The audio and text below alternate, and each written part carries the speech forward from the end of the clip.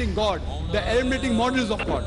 You learn Sanskrit, go back to your scriptures, go back to your Vedas and realize that God is one. Division in Islam is prohibited. We understand the concept of God in Hinduism. Quran is the most positive book. Every day, more than 3,000 fetuses are being aborted in India after they identified that they're females. According to the statistics of 1996, US Department of Justice, 2,713 women are being raped every day. Every 32 seconds, one woman is being raped. I've been raped in US until the time I'm here. Islam has the solutions to the problems of the West.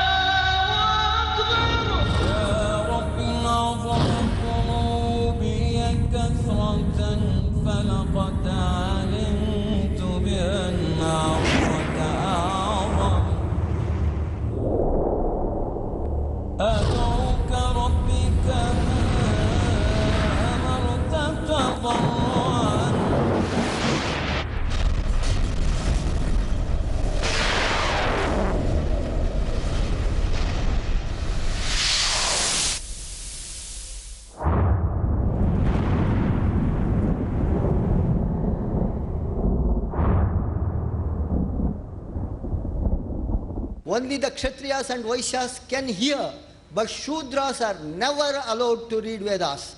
They had no access to Vedas. So, what is Hinduism? According to Vedas, Almighty God, He created from His head the Brahmins, the learned class. From His chest, the Kshatriya, the warrior caste. From His thighs or stomach, He created the Vaishyas, the business class. From the feet, He created the Shudras.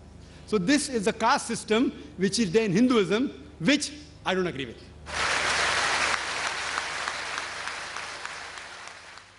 I am very much convinced with the truth the Quran speaks, and I am happy to announce that I took my shahada this evening before this session.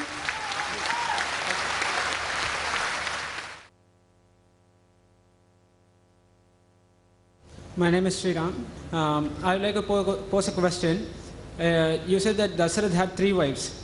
And we know that in Ramayana, Dasarath, in an attempt to give equality to all the 3 wives, he lost his life. You can say this as a test by Inshallah. But is this test suitable for the wives? Because they are being suffered. Who is going to take care of the wives if the person is failing in the test? What will be the position of those people? Is this correct? The brother asked a question that King Dasharatha had more than one wife. While giving equality to the wives, the women suffered. That's what he's saying. So that's a test. The Quran says suffering is a test. So when I studied for my MBBS exam and I slogged out, I used to slog out. Believe me, even if you give me $1 million, I would never like to appear for my medical examination again. I slogged out for the degree. So all the suffering, it is a test. It is a test. So here we realize that's a test for her. If she behaves like a good wife, that woman, and follows the commandments of Almighty God, does the duty of a wife, even if the husband does or not, she will pass the test. The husband may fail the test. So this life, brother, is a small portion. An average human being lives for about 50 years or 40 years. Some at the age of 20, some at the age of 80. Average about 40 to 60 years a human being lives. But this life compared to next life is 0.0000000. Very small percentage. So if I tell you that in this small percentage compared to next life, I'll give you pain. In next life, whatever you want, you'll get. You say, I don't mind. You do what we want. Give me pain. Next life, I will get what I want. So good businessman will say, I don't mind trouble and pain. Like before the examination, we slog out. We don't sleep also. Why? Because we want to pass the examination. Similarly, if the wife undergoes certain trials and tribulation, whatever it is, if she follows the command of Almighty God in the Quran, she will go to paradise. If the husband doesn't follow, he will not go to paradise. If he follows, he'll go to paradise. Hope that answers the question. The next question from brother at my right. I'm here again, brother. Some people call, the religious people call God by His name, and some other call the superpower. And scientists say cosmic energy. And parapsychology, it says superconscious. So superconscious, this parapsychology subject itself proves that God is existing, it is always there. Brother, can you please Yeah. repeat What I'm trying to say is, Can you please repeat your question slowly? yeah. Somebody, see, people call God according to their knowledge, the level of knowledge, right? See, somebody call superconscious, some people say superpower, supreme being and all that. So let me take the term cosmic energy. The energy which existed from the beginning and which created the world, according to the scientists I'm talking to you. Because, some people say it's a fabricated one. It was fabricated by the Roman Emperor Constantinople in AD 325 in Nicaea conference. They fabricated the teachings. And in that they say, God rested on the seventh day. I don't want to mention the religion's name. And if the cosmic energy is going to rest, certainly everything will collapse within few moments. And I would like to know what this cosmic energy was doing before the creation, and right from the creation till the end of the human race, and what is it going to do after this? After the existence of this world. Thank you. I think the speaker has got the Brother asked the question that some people call super conscious, some people call superpower, some people call cosmic energy. Whether whatever name you give, it should be correct name. If it is the wrong name, we don't accept it. Some people give a correct name, superpower, no problem. Super being, no problem. Certain names may be correct, certain names may not be correct. One of the names you say is the scientists say cosmic energy. And one of the religions said Almighty God rested on the seventh day. You are giving a quotation from the Bible. Book of Genesis, chapter number 2, verse number 2. Almighty God rested on the seventh day. So if cosmic energy rests, whole thing will collapse. I agree with you. So we disagree with that scripture. And regarding calling God cosmic energy, I don't agree. God is the creator of the energy of the universe. He is not cosmic energy. He is more superior than that. He has created everything. And everything is dependent on Him. So as far as the religious scripture says God rested, we don't agree. God doesn't require rest. Allah says in the Quran, in Ayatul Kursi, chapter number 2, verse 255, that Allah does not require to sleep. It does not require to rest. So Almighty God does not require rest. This definition of Almighty God is wrong. The right definition, if you read in the Quran, He said doesn't require rest. And if you give any name which is correct attribute, we have no objection. If you give the wrong attribute, there's a problem. Today, scientists are not eliminating God. They're eliminating models of God. Hope that answers the question. I would request our non-Muslim brothers and sisters to please come up and stand near the mic so that we are able to identify and give you a chance to pose the question. Yes, brother. My name is Kalai Selvan. Doctor already said the last messenger is Muhammad Nabi. I heard through my friend that Jesus Christ come again. Is it true or not?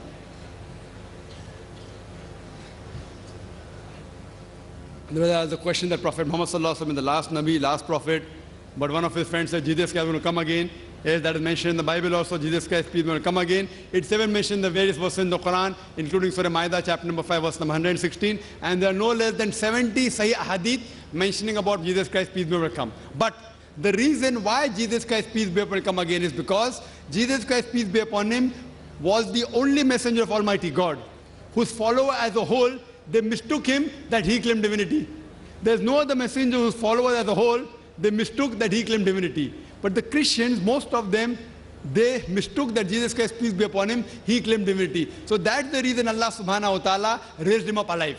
He'll come in his second coming, as Allah says in the Quran in Surah Ma'idah, chapter number 5, verse number 116. On that day you be my witness, Ya Allah subhanahu wa ta'ala, O God. I never told them to worship me, but I said, Abdullah, worship Allah, Rabbi wa Rabbakum, who's my Lord and your Lord. So in his second coming, he will come to testify that I never told you to worship me, but I told you to worship only one God. So when his second coming, he will not bring a new law. He will come as the ummah of Muhammad Sallallahu Alaihi Wasallam. He will follow the same law of the Quran and the Hadith. He will not teach anything new. He will come to testify only to the Christians that I never claim divinity, and he will follow the law of the Quran and the Sahih Hadith.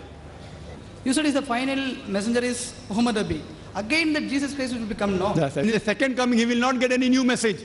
Messenger means to get the message. He will not come as a Rasul. He will come to testify to the Christians that never claim divinity. He will not get a new message. The message that he got, the Injil, was there about 2000 years back. That has been corrupted. Now Muhammad sallallahu alaihi wasallam came. So even Prophet Jesus, peace be upon him, when he comes back, he will follow the message of the Quran and the message of Prophet Muhammad sallallahu alaihi wasallam. So as a messenger, in following the message, the last is Prophet Muhammad, peace be upon him. Hope that answers the question. We have the next question from the sister's side. Assalamu alaikum, I'm Shalja, a software engineer. I embraced Islam at the time of my marriage. I just have only one question which relates to humanity. Our topic is about peace to humanity. Does Islam or in anywhere in Quran is it specified about the human organ donation? If it is so, is it allowed or like why is the reason that it is not allowed? So as I heard from some of my friends. This is the question that is there, and he mentioned in the Quran that organ donation can be done or not. There's no verse in the Quran or any authentic hadith where organ transplantation, organ donation can be done or cannot done. But all the scholars have got together, and there are several conferences taking place in Makkah, in Riyadh, in Malaysia, and the scholars unanimously agree that organ donation and organ transplantation can be done if three criteria are fulfilled. Number one, the person donating the organ, it should not cause a major loss to his health. I can't give my heart. If I donate my heart, I will die. But doctors say that I've got two kidneys, one kidney is sufficient, and if my mother, both the kidneys have failed, I can give a kidney to her, even she will survive, and even I will survive. So point number one, the person donating the organ should not cause a major loss to his health. Point number two, the person receiving the organ should be a major benefit for his health. Point number three, it should not be for money, for economic reasons. Person can't sell his kidney. So if these three things are fulfilled, the scholars say, under these conditions, organ donation can be done, organ transplantation can be done. Hope that answers the question. Please pose your question. Yeah, my name is Amresh. I got a question. What do you think why God created us? Do you think He created us to send here for test in order to categorize us for heaven or hell? Well, the question, why did God create us? And I gave a talk on purpose of creation for about 1 hour 15 minutes. One of the reasons is that God created us for the test for the hereafter. This life, as Quran says in Surah Mulk, chapter 16, verse number 2, Allazi khalaqal mawta wal hayata. He has created death and life to test which of us is good at deeds. And besides that, one of his unique creation is he created the human beings who have a free will. We can either obey Almighty God or we may disobey Almighty God. We have been given the free will. And Almighty God asked us before we came in this world, who would like to become a human being? So we opted for that. You and I, in the previous life, before we came in this world, we opted for that. So based on that, Almighty God gave us the free will. Now after we get free will, we either have the option to obey God or disobey God. If we obey God, we get Jannah. If we disobey God, then we don't get Jannah. So this life is a test for the hereafter. Other creations, angels don't have a free will. They always obey Allah subhanahu wa ta'ala. So we opted for the test. We opted for the test, so we are undergoing the test. So based on this test, we will get our reward and punishment. Allah says in the Quran in Surah Dhariyat, chapter 50 and verse 56, Allah says, وَمَا خَلَقْتُ الْجِنَّ وَالْإِنسَ إِلَّا لِيَعْبُدُونَ. That we have created jinn and the men not but to worship me. So one of the reasons for our creation is worship, and there is a test for the hereafter. Allah subhanahu wa ta'ala does not require us to worship Him. Whether we worship Him or not, He is yet great. It will not diminish Him. It will not make Him superior. We are undergoing the test. For our benefit, we opted. It is like I opted to appear for the medical examination. I opted. So the teacher, she corrected, okay, fine. And I passed the test. So similarly, brother, we opted and we are undergoing the test. And for the complete answer, you can refer to my video cassette, The Purpose of Creation. Yes, brother. Can we have the next question from you? Respected sir, I have 4 questions. First You one can is, Brother, please, hard to believe. please mention your name and one question at a time. Shijil. There are some hard to believe instances in any scriptures. For instance, in Quran, like birds dropping stones in a battlefield on the enemy's context like that, which is hard to believe. That's my first question. There's a question, there's certain thing mentioned in the Quran like birds dropping stones, talking about Surah Fil. Surah Fil, chapter number 105. There are many things. For example, Quran says about Shaqqul Qamar. Prophet Muhammad sallallahu alaihi wasallam split the moon into 2. Musa alayhi salam split the sea into 2. These are difficult things, yes. These are known as miracles. Miracles are those things which a human mind cannot conceive how it happened. For us human beings, to make the moon into 2 is not possible.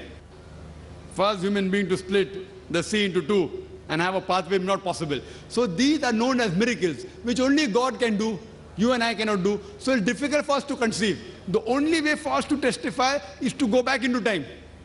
Here sitting now, we can't go back 3,000, 4,000 years back and check up whether Musa alayhi salam, Moses, did he split the sea or not. So what we say, these are miracles which doesn't allow us to go back in time. But there are many things which Quran has said, which has come true today. For example, Quran speaks about science, about the Big Bang. Quran speaks the light of the moon, not its own light. Quran speaks the earth is spherical. Quran speaks the sun rotates, which to a man 1400 years back would sound, what is this nonsense? That the moon has its own light? That the earth is spherical? All these things about the Big Bang. But today, after science has advanced, we have come to know it's a fact. But to know what happened in the past, we can't go back in time. So what my logic says, whatever the Quran has mentioned, certain things we can check up now. Certain things we can't check up. We can't go back in time. So that goes in the ambiguous slot. So what things we can check up today? Out of those things, whatever we can check up, so 80% things we can check up. So my logic says 80% of what the Quran mentions, we can check up today, and we have come to 100% correct. Whatever we can check, not even 1% is wrong. For you to say that thing didn't happen, you can only prove by going back in time.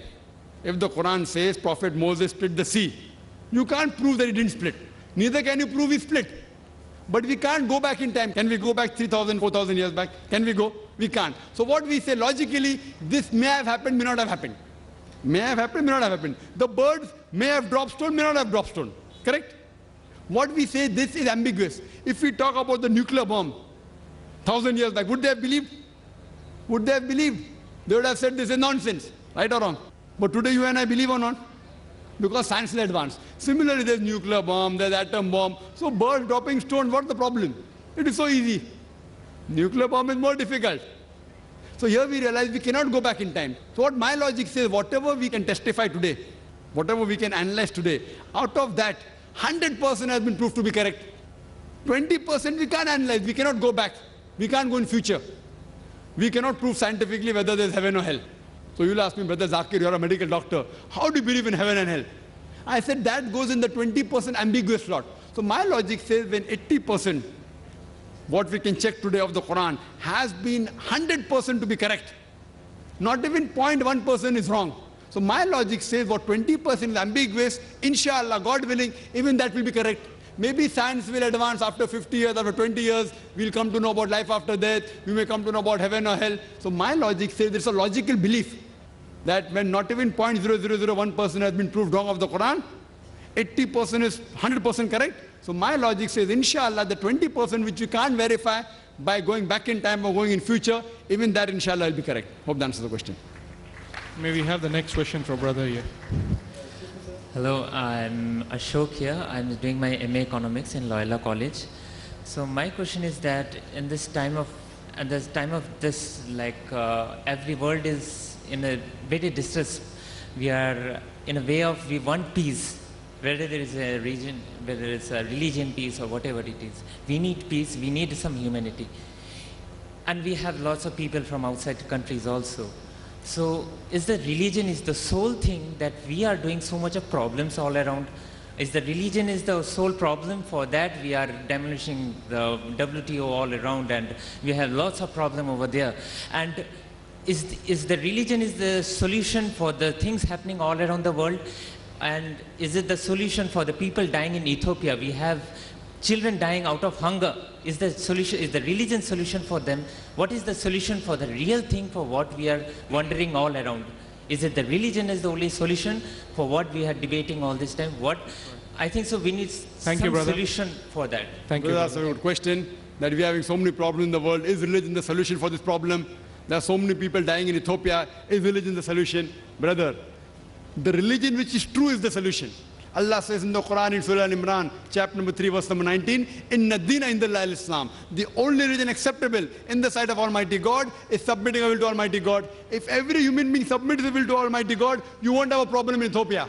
Allah says in the Quran and several Sahih Hadith that the third pillar of Islam is every rich person who has a saving of more than the nisab level, 85 grams of gold, should give 2.5% of his saving in charity. If every rich human being gives charity, poverty will be eradicated from this world. leave aside Ethiopia, there will not be a single human being anywhere in the world who will die of hunger. Do you know that the 3 richest men in the world, their wealth is equal to 48 poorest countries' GDP? 3 richest men. If all of these people give zakat, it will solve the problem of the humankind. So the problem is that if every human being follows the religion of submitting his will to Almighty God, like that you gave one problem. Any problem you get, Alhamdulillah, the glorious Quran has the solution to the problem. Follow the right religion and you'll get real peace. Do we have a question from the sister's side? Yeah, there's a question from the non-Muslim sister. Assalamu alaikum. When a Muslim is in a non-Muslim's house at the time of prayer, at the time of salah, can he or she do his prayer in their house? Or what is the right way to do it? And can a Muslim take prasad from the temples? Sister, there are 2 questions. Number 1 is, can a Muslim pray in the house of a non-Muslim? As long as there's nothing which is wrong in the house, as long as there's no idol in the front, as long as the place you're praying is a clean place, you can pray any part of the world. Our beloved Prophet Muhammad Sallallahu Alaihi Wasallam said, it's mentioned in Sahih Bukhari, number 1 in the book of Salah, that the whole world is a mosque for the believers. So as long as the place is clean and doesn't break any rules of the Sharia, there's no idol in front, you can very well pray. Regarding taking prasad, prasad is a food which is given by the Hindus in the name of deities and gods. Allah says in the Quran in no less than 4 different places. In Surah Baqarah chapter number 2 verse number 173. In Surah Ma'idah chapter number 5 verse number 3. In Surah Anam chapter number 6 verse number 145. And in Surah Nahl chapter number 16 verse number 115. Hurrimat alaykumul maytatu waddamu wa lahmul khinzir wa ma uhilla li ghayrillah bi. Forbidden for you for food are dead meat, blood, the flesh of swine, and any food on which any name besides Allah's name is taken. So eating prasad is haram. It's not permitted in Islam. But we know many Muslims, we don't want to offend. We don't want to offend our non-Muslims. So what they do, some of the Muslims, they say Bismillah and have it. So tomorrow you'll say Bismillah and have alcohol. After that you say Bismillah and have pork. Eating any food on which any name besides Allah's name is taken is prohibited in Islam. How to deal with them? You can refer to my video cassette, Dawah or Distraction, which shows you a way how to convince the non-Muslim regarding the concept of prasad and how to convince them through their scriptures about the true concept. Hope that answers the question. The next question from the brother at the back. Yes. I want to make one thing clear. Is everything test of Allah? Is everything a test of Allah? But that was the question, that is everything a test of Allah? This life is a test. Sometimes we ourselves create problems for us.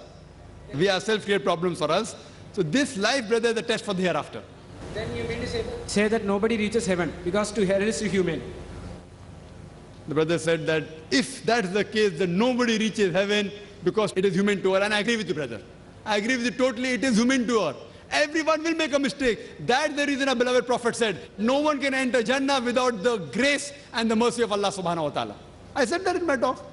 That we human beings make mistake, but Allah is forgiving. He is Ghafoor, He is Rahim, He is merciful, He is beneficent, and He forgives His people. But even He has rules and regulations. Even He Himself doesn't just say, okay, fine, you look good, I forgive you, you don't look good, I don't forgive you. He has got His rules and regulations for the human being mentioned in the Quran. So, you can only go to Jannah with the mercy of Almighty God. If Almighty God catches every mistake of yours and gives you a negative point and gives you a positive point for all the good deeds that you do, then no human being will enter Jannah, not even Prophet Muhammad Sallallahu Alaihi Wasallam himself. That's what the Prophet said. It's hadith of the Prophet. It's mentioned in the Quran that Allah will multiply your good deeds by 10 times. But the wrong things will only count as 1. So because of this mercy of Almighty God, He forgives many of His mistakes. The only thing which will not forgive, it's mentioned in the Quran in Surah Nisa, chapter number 4, verse 48, and Surah Nisa, chapter 4, verse 116, that the sin which Allah will never forgive is the sin of shirk, associating partners with Almighty God. Any other sin, if He wants, He may forgive you, because associating partners with Almighty God is a sin which is the biggest of them. Hope that answers the question. Do you have a counter question, brother? Yeah. Then you mean to say that a person who is doing all good deeds and making an error in having 3 wives but not treating them equally, will it be, will he be attaining heaven? Well, the question is, will yes, that not I understood your question. that if a person, if he has 3 wives and doesn't treat all his wives equally, can he go to Jannah? He can go, why not? Because see, for us to be absolutely pure, you yourself said it is human to err. With all the good things, something evil thought may come in your mind, even that's wrong. So, if you make mistakes, you ask for forgiveness. A person who doesn't treat his 3 wives equally, if he asks for forgiveness, Allah may forgive him. Allah will put him in Jannah. His other good deeds may be so much that Allah will forgive this. So that depends on Allah subhanahu wa ta'ala, who is the master of the day of judgment. A person should treat his wife equally. But if he doesn't treat, he may go to Jannah, may not go, depending upon all his full life put together. Allah is the master of the day of judgment. He may go, he may not go. If he asks for forgiveness, Allah may forgive him. Hope that answers the question. Yes, brother, you have. Sir, what are the halal or allowed means of entertainment in Islam? What about the role of music? What about Sufi vision of Islam? Does it come inside the framework or is it outside? Brothers, what are the halal ways of entertainment? Entertainment is your perception. What's entertainment for you may not be entertainment for me. Like people today are being entertained. They're getting knowledge and entertained. This is halal. So, the halal way of entertainment are those entertainment which doesn't go against the Quran and the Sunnah.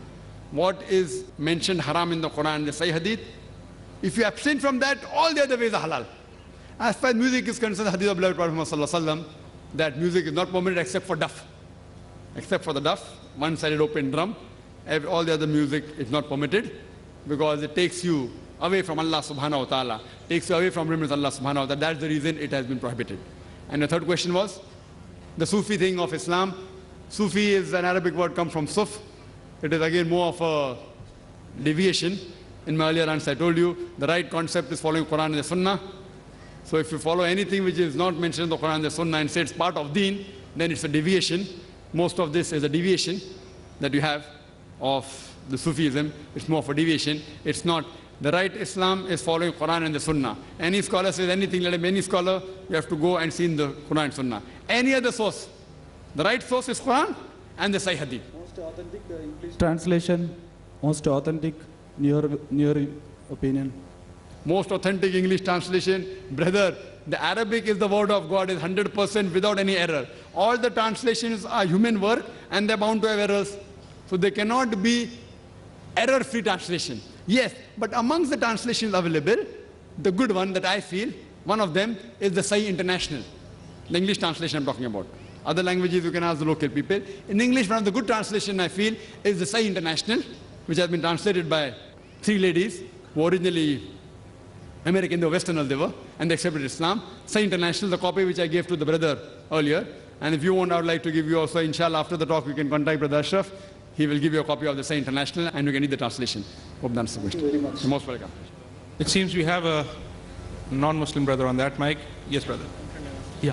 Can we have your name and your profession so that we get to know your background? Well, I am Sashank Sekhar from Ranchi, Jharkhand.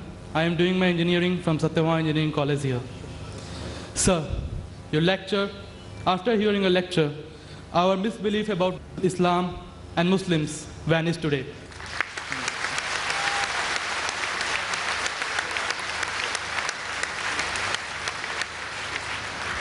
Sir, I have been to Jammu and Kashmir and have seen the trauma and pain that the people are suffering there because of the so-called jihad of some Muslims.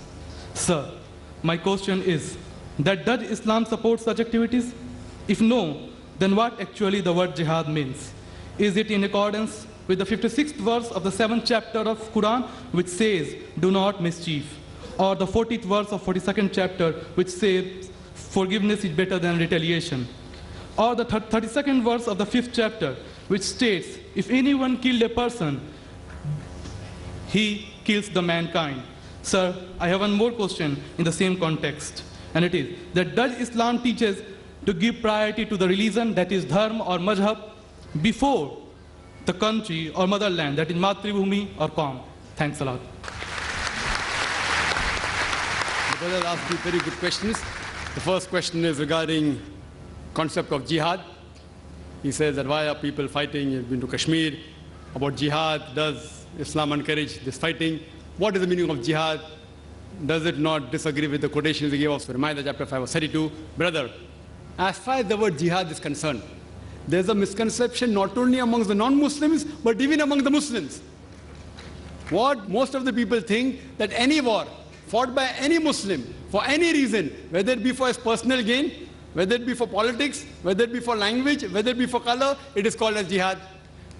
Jihad does not mean any war fought by any Muslim. Jihad comes from the Arabic word jahada, which means to strive, which means to struggle, like how we have jidd jahad. So jihad basically means to strive, to struggle.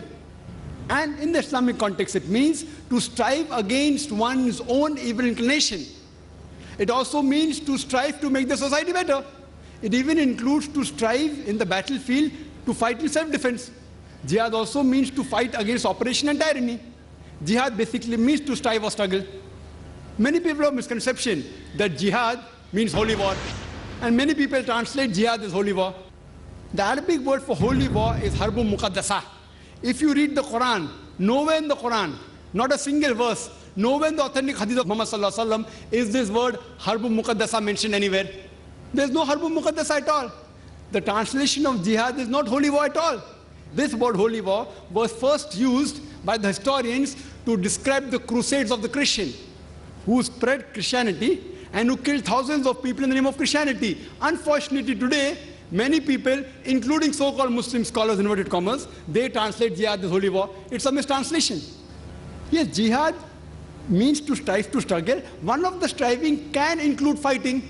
Fighting also should be in the way of Allah subhanahu wa ta'ala, that is qital fi sabilillah. Now regarding a question, that why does Islam encourage fighting and killing? And there are many critics of Islam who normally say, Islam is a ruthless religion. It always says that you should kill the non-Muslim wherever you find them. Many critics, including the critic of India, Arun Shuri, and he writes in his book, The World of Fatwa, he quotes Surah Tawbah, chapter number 9, verse number 5, and says that the Quran says, wherever you find a kafir, into bracket Hindu, that you kill them. And if you open the Quran, Surah Tawbah, chapter 9, verse number 5, and if you read, it does say, wherever you find a kafir, you kill. But this is a quotation out of context. For the context, if you read the first few verses, it speaks about a peace treaty between the mushriks of Makkah and the Muslims. If you read Surah Tawbah, chapter 9, first few verses, it speaks about a peace treaty between the Muslims and the mushriks of Makkah. Now this peace treaty was unilaterally broken by the mushriks of Makkah. By the time Allah subhanahu wa ta'ala reaches verse number 5, He gives them an ultimatum to the mushriks and He tells them, put things straight in 4 months' time, otherwise a declaration of war. And in the battlefield, Allah says that when the enemies come to attack you, you kill the enemies. So this verse is revealed in the battlefield, that when the enemies come to kill you, don't get scared, fight them.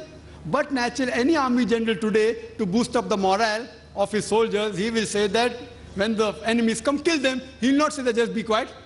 And Arun Shuri, after quoting verse number 5, he jumps to verse number 7, because verse number 6 has the reply. Surah Tawbah chapter 9 verse number 6 says that if the kafir, if the enemy seek asylum, if they want peace, don't just give it to them. Escort them to a place of security.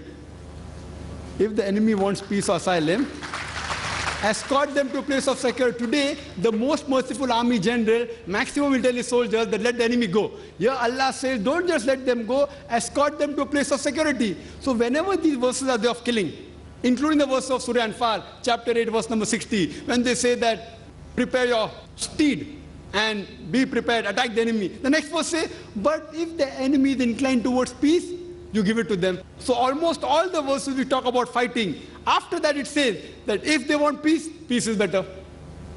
Now regarding your question, what about the verses of Surah Ma'idah chapter 5 verse 32, Surah Nisa chapter 4 verse 40, that if anyone kills any human being, it's as though he has killed the whole of humanity. This is the basic rule of Islam, that if anyone kills any human being, whether it be a Muslim or non-Muslim, unless it be for murder or for creating mischief in the land, spreading corruption in the land, it is as though he has killed the whole of humanity. And if anyone saves any human being, it is as though he has saved the whole of humanity. Now if you read Bhagavad Gita, Bhagavad Gita chapter number 2 verse number 50, it says, Shri Krishna tells Arjuna to do jihad, strive. If you read Mahabharata talks about thousands of verses of fighting, thousands of verses, many number of times more than what the Quran speaks. Mahabharata is a scripture, as you may be aware. It talks about a feud, a fight between the Pandavas and the Kauravas. The 5 brothers Pandavas and 100 brothers Kauravas fight. And Bhagavad Gita is a part of Mahabharata, 18 chapters in which Sri Krishna, Lord, he gives advice to Arjun. Arjun says in Bhagavad Gita chapter number 1, verse 42 to 46, that I would prefer getting killed unarmed rather than fighting my cousins. How can I fight my cousins? The Kauravas, my cousins. I would prefer getting killed unarmed rather than fight. Immediately Lord Krishna, you know what does he say?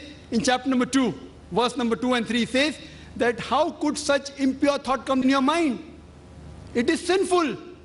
How could you become so impotent? How could your heart become so weak? So Lord Krishna says such thoughts are impotent. They are impure. They are sinful. It will prevent you from going to the heavenly planets, going to Jannah. After that, Bhagavad Gita, chapter number 2, verse number 31-33 says, he says, Lord Krishna, he says to Arjun, that it is the duty of a Kshatriya to fight. If he does not fight, he shall not go to heaven. And if you do not fight, you are doing a sin. So if you analyze in Bhagavad Gita, Krishna says that you have to fight. Imagine if I take verses of Bhagavad Gita and say that Lord Krishna tells Arjun that you have to kill your relatives. If I quote out of context, it will be devilish. But in context, it is Lord Krishna says that if you have to fight against falsehood, for the truth, you can fight against anyone, even if it be your relatives. So now in context, it makes sense that if you have to fight for justice, even if it be against your relatives, there's no problem. So that is the message of Bhagavad Gita and Mahabharata, fighting truth against falsehood. The moment I tell a Hindu about Mahabharata and Bhagavad Gita, he has the knowledge. He says, no, but Mahabharata and Bhagavad Gita is a fight between truth and falsehood. That is the same thing what's mentioned in the Quran. So moment I quote to you Bhagavad Gita, Mahabharata, you understand the Quran better. And furthermore, many people say, oh, this Quran talking about jihadis. If you do jihad, if you die, you'll go to Jannah. Many critics, including Arun Shuri, quote. And they quote the even hadith of Sahih Bukhari, volume number 4, in the book of Jihad, chapter number 2, hadith 46. It says that a mujahid is a person who strives in the way of Allah subhanahu wa ta'ala. And Allah alone knows who strives. And further, a prophet said that if a mujahid dies in the battlefield, he shall go to Jannah. He'll get paradise. But if he returns back, if he does not die, he will return back with the booty of war. This hadith and several verses of the Quran are quoted by the critics of Islam. I wonder how could the Hindu critics quote these things? Haven't they read the Bhagavad Gita? Haven't they read the Mahabharata? Even Shri Krishna, he mentioned in Bhagavad Gita, chapter number 2, verse number 37, O Arjun, O son of Kunti, rise up and fight. Even if you're killed, no problem, you will go to heaven. And if you return back successfully, you will get the good riches of this earthly world. Same thing as the hadith. So when Krishna says to Arjun that fight, if you are killed, no problem, you will go to heaven. If you return back successful, you will get the riches of the world. That is the same thing what Sahih Bukhari says, what the Quran says. So therefore, you should understand each other better by reading the scripture. So Islam allows fighting as a last resort, in self-defense or to fight against oppression, otherwise no. And jihad means to strive to struggle. Now coming to your second question, which is more important? Which is more important, following the rules of the country or following the mazhab, the deen? It is like you asking me, who do I belong to first? Do I belong to my father or my mother first?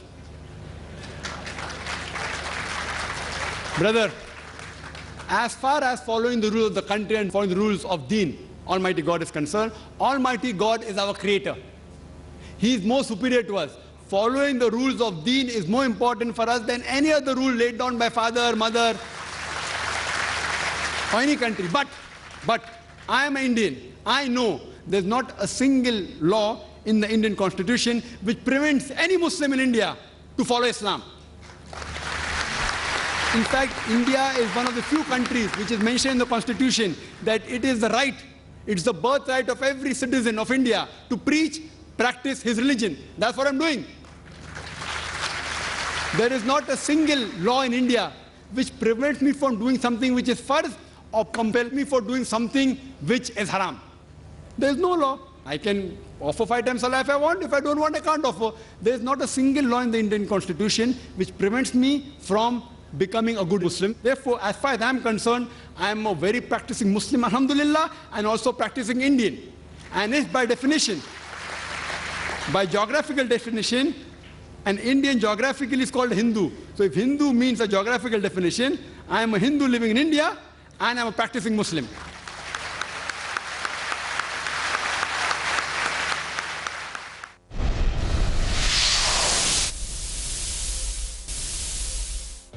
Can we have the question from you? Yes. Good evening. My name is Sriram. I am a Hindu. Without practicing Islam, do you mean to say it is difficult by practicing Christianity or by Hinduism to go to attain the paradise after death? Well, that's a very good question. That without practicing Islam, can you practice Christianity and Hinduism? Can you go to paradise or you cannot go to paradise? Brother, as I said, the Quran says in Surah Al-Imran, chapter 3, verse number 19, Inna Dina Indallah Islam. The only religion acceptable to Almighty God is submitting will to Almighty God. If you read Christianity, the word Christianity is not there in the whole Bible. Like how Hinduism is not there in the Hindu scripture, the word Christianity doesn't exist. It's not there in the Bible. The word Christian was used first time in the book of Acts by the people to describe the followers of Jesus Christ, peace be upon him. It was a nickname by the people given of Antioch in the book of Acts if you read. Christian. The word Christianity is not there in the Bible. So Jesus Christ, peace be upon him, preached nothing but Islam. Therefore, he's going to come in the second coming to testify there's nothing like Christianity. Abraham, peace be upon him, Quran says in Surah Al-Imran, chapter 3, verse 67, he was not a Jew or a Christian, he was a Muslim. Abraham, peace be upon him, taught Islam. Moses, peace be upon him, taught Islam. Again, Islam. Don't think Islam is okay, fine, I have to have a Muslim name, I have to live in an Arab country, I have to have a Zakir name, Abdul.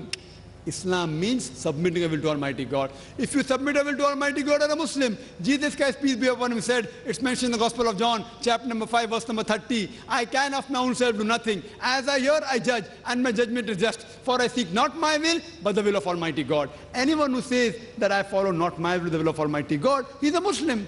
So Jesus Christ, peace be upon him, was a Muslim. He preached Islam. I have given the talk on similarities between Islam and Christianity. And I have proved that even in Christianity, they say believe in one God, don't believe in Trinity, don't make images of Almighty God, God is not begotten. All from the Bible. From the Bible has proved how to offer salah. From the Bible, about zakat, about hajj, should not have alcohol, about modesty from the Bible. So even Jesus Christ, peace be upon him, he did not come to preach Christianity, he came to preach Islam. And Almighty God is the same God for all the human beings. He has only given one religion, no other religion. All these are corrupted form of the original religion. Like how the brother said, Sufism. Even that's a corrupted form of Islam. It is not Islam at all. What we have to follow is true Islam, the Quran and the Sahih Hadith. And all the messengers, they taught only Islam. So if you follow Jesus Christ, peace be upon him, by going to the scriptures, Jesus Christ never said worship me. He never claimed divinity.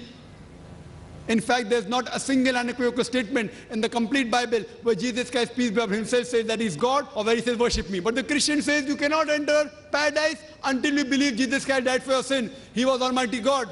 There is not a single unequivocal statement in the complete Bible where Jesus Christ, peace be upon him, himself says that he's God or where he says worship me. If any Christian can show me any statement in the Bible where Jesus Christ, peace be upon him, himself says that I am God or where he says worship me, I'm ready to accept Christianity today.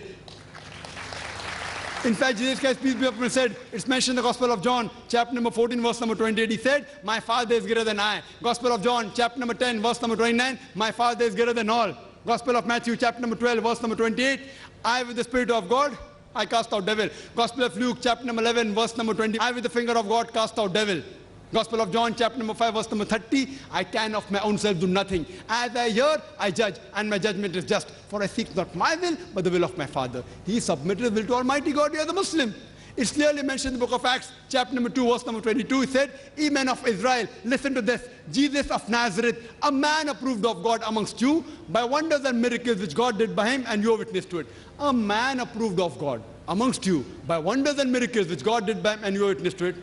So if you say Christian means a person who follows the teachings of Jesus Christ, peace be upon him, then I say we Muslims are more Christian than the Christians themselves.